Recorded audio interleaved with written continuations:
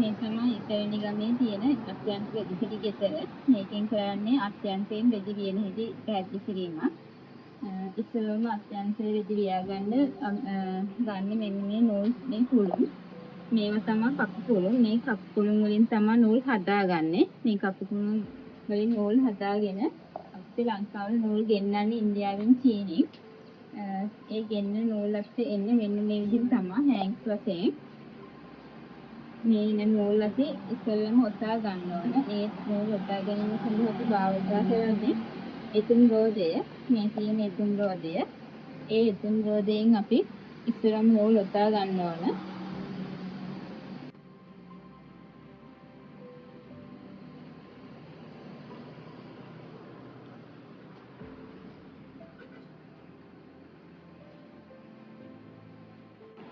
මේ නූල් එතුම් රෝදයෙන් නූල් ඔතා ගන්නවා.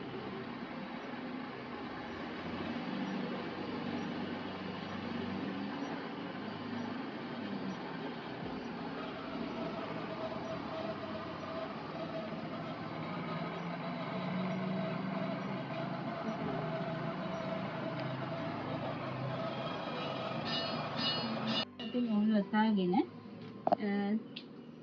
අභ්‍යන්තයෙන් වෙදි වියන්න හදා ගන්න ඕන. මේක තමයි දික් නූල් කුළු රාශිය. මේක නූල් බෙස්ම. මේක නූල් බෙරය. මේ උපකරණ තුන භාවිතා කරලා අපි දික් නූල් හැඩය හදා ගන්න ඕන වෙදි වියන්න. මේ තියෙන්නේ පනාව. මේ පනාවෙන් අපි ඇදගත්ත නූල් ටික ඇද ගන්න ඕන. ඒ කරලා තමයි වෙදි වියා ගන්න අපි හදාගන්නේ. මේක තමයි අත්‍යන්තය. මේක තමයි හැඩ නූල් කුර යොදාගත්ත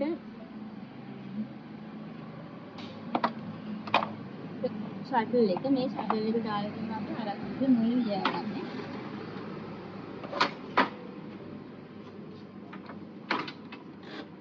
මේ අපි යටින් එක පොල්ලක් පාගනකොට මේ හීල්ස් ඇටි ඉස්සෙනවා. ඒ වෙටි ඉස්සෙනකොට මෙතන හැදෙනවා නූල් විරය. මේ නූල් විරය හරහා තමයි හරක්ට නූල යන්නේ.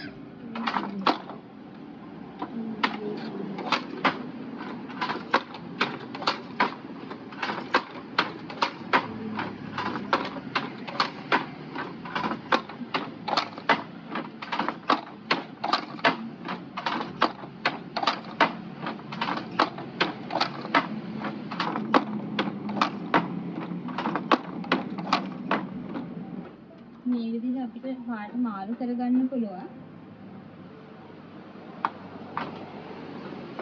හරක්ට මේ පාට මාරු කරලා යන්නේ.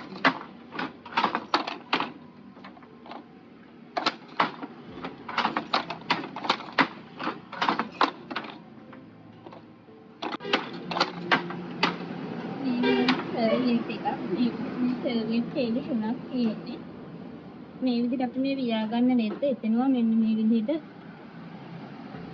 එතනවා. මේ තමයි වියාගත්ත රෙද්ද. ඒක අපි ගොඩක් වියාගත්තට පස්සේ කපලා අයින් කරගන්න පුළුවන් කැන්වසෙන්. මේ විදිහට තමයි අපි අත්‍යන්තයෙන් රෙදි වියාගන්නේ. මේ තමයි සබර්බන් පළාත් සභාවේ තියෙන කර්මාන්ත සංවර්ධන දෙපාර්තමේන්තුවේ තේමා ගම්මාන අලුසැල. මේ අලුසැලේ තියෙන්නේ ගොඩක් රෙදි වර්ග තියෙනවා. මේ තියෙන බෙඩ්ෂීට්, මේ තියෙන සාරි, මේ සර්වියට්, මේ කොට්ටවල සරන් තියෙනවා.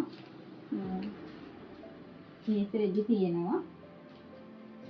ලුංගි, මේ තියෙන්නේ තුවා. මේ වගේ ගොඩක් අයිටම් වලට මිලදී ගන්න පුළුවන්. මේවා සබර්බන් පළාත් සභාවේ අක්සලු ආයතන වගේ වියන රෙදි. මේ රෙදි අලුසැල් අපේ 10ක් විතර තියෙනවා. ඒ වගේ මිලදී ගන්න පුළුවන්. මේවා ගුණාත්මක භාවයෙන් ගොඩක් වැඩි රෙදි තමයි. සාරිම ලක්ෂණ කලස් වලින් තියෙනවා. ඒකට ගොඩක් රෙදි මිලදී ගන්න